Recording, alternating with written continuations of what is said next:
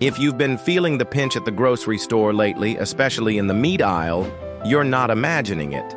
And if you're a fan of burgers, steaks, or brisket, get ready, because that trend is set to continue in a big way throughout 2025. The reason? Cattle prices are hitting record highs. But why is this happening? It's a story that involves years of drought, tough decisions for ranchers, and a simple case of supply and demand.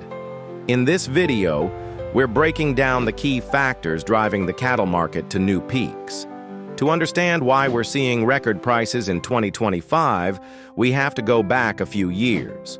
For a significant period leading up to now, vast swaths of cattle country, particularly in the American West and Midwest, have been gripped by severe drought.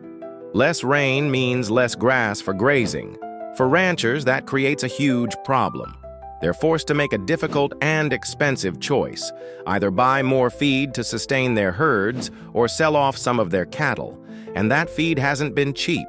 Rising input costs, from fuel to fertilizer for growing hay, have put immense pressure on ranchers' bottom lines. For many, the only economically viable option has been to reduce the size of their herds. This has been happening for several years now, leading to a significant and steady decline in the total number of cattle in the United States. In fact, according to the U.S. Department of Agriculture, the nation's cattle inventory in 2025 is at its lowest level in over 70 years. Think about that. We have fewer cattle now than we did in the 1950s. This isn't a quick trend to reverse. It takes a long time to rebuild a herd. A heifer, which is a young female cow, takes about 2 years to mature and have her first calf.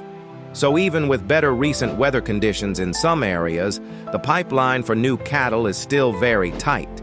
So we have this historically low supply of cattle. But what about the other side of the equation? Demand for beef here in the U.S. remains incredibly strong. Americans have a healthy appetite for beef, and that hasn't changed. When you have a shrinking supply meeting steady, high demand, prices inevitably go up. And it's not just the price you see at the grocery store. It starts with the price ranchers get for their cattle, which then works its way through the entire supply chain, from the meat packers to the retailers. Analysts across the agricultural sector have been predicting this scenario for a while. They've been watching the declining herd numbers and the persistent consumer demand. While no one has a crystal ball, the consensus is that these high prices will be with us for a while, likely peaking in 2026.